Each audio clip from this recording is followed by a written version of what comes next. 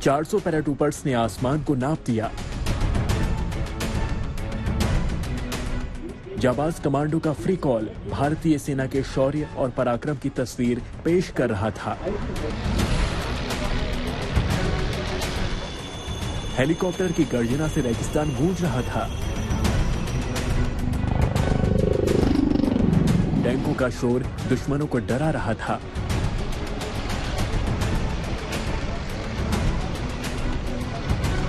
सेना के जवान रेंगते हुए दुश्मनों के बंकर तबाह कर रहे थे।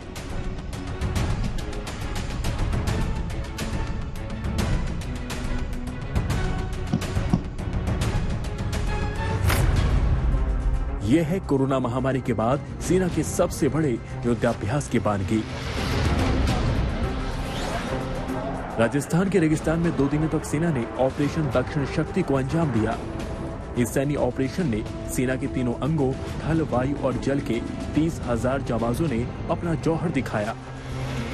ऑपरेशन दक्षिण शक्ति के आखिरी दिन सेना ने दिखाया कि दुश्मन अगर सरजमी के अंदर घुसने की हिमाकत करे तो उसका क्या अंजाम होगा। सेना की सबसे भरोसेमंद T-20 टैंक जमीन से दुश्मनों पर धावा बोल रहे थे, तो आसमान से वायुसेना की क्विक रिस्पांस टीम हर टारगेट को नेस्तनाबूद कर रही थी। अगर दुश्मन आतंकियों को आगे कर छद्म युद्ध पर उतारू हो तो युद्धाभ्यास में उसे भी सेना ने अपने अंदाज में सबक सिखाती दिखी। सेना की सिरमौर T-20 और BMP दुश्मनों के इलाके में जाबाजी के साथ आगे बढ़ती है। आगे आगे टैंक के गोले बरसाए जा रहे हैं और पीछे पीछे इन्फेंट्री चारों तरफ से घुटनों के बल रेंगते हुए रेगिस्तान की कटी हुई झाड़ियों और रेत को चीरते हुए आगे बढ़ती जाती है। दुश्मन के बंकर को तहस नहस करते ही आसमान से फ्लेयर दागकर जीत की सूचना दी जाती थी और जोशीले नारेबाजी के साथ दुश्मनों के बंकर को अपने कब्जे में ले रहे थे। युद्धाभ्यास के आखिरी दिन सेना ने हेलीकॉप्टर, आसमान से पैराजंप के जरिए कमांडो का फ्री कॉल और स्वार्म ड्रोन तकनीक का इस्तेमाल किया गया। मैकेनाइज्ड कॉलम्स यानी टैंक और BMP का भी युद्धाभ्यास में इस्तेमाल किया गया। इस एक्सरसाइज में भारतीय सेना, वायुसेना और नौसेना के साथ कोस्ट गार्ड, पुलिस, BSF और खुफिया एजेंसियां शामिल हुई।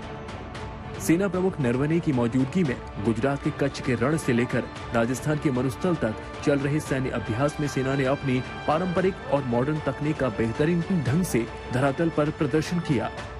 पहली बार युद्धाभ्यास मानव रहित भी किया गया। एक्सरसाइज दक्षिण शक्ति 20 तारीख से लेकर 26 तारीख तक गुजरात और राजस्थान के सेक्टर्स में की गई। इसमें खासूसियत ये बात थी कि ये ट्राई सर्विसेज के अलावा इसमें तमाम स्टेट गवर्नमेंट एजेंसीज का भी पार्टिसिपेशन रहा। यह अपने आप में एक बहुत महत्वपूर्ण एक्सरसाइज थी जिसका मेन उद्देश्य इन चीज़ों को वैलिडेशन करना था कि आज के दौर में इंटेलिजेंस, सर्विलेंस और reconnaissance grid with artificial intelligence, इन तमाम उपकरणों का इस्तेमाल करते हुए किस तरह हम भारतीय सेना को और मजबूत बनाएं।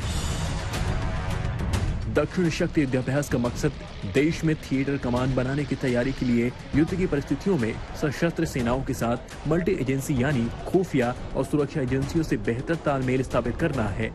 देश में सेना के तीनों अंगों थल सेना, नौसेना और वायुसेना की साझा कमान बनाने का काम चल रहा है।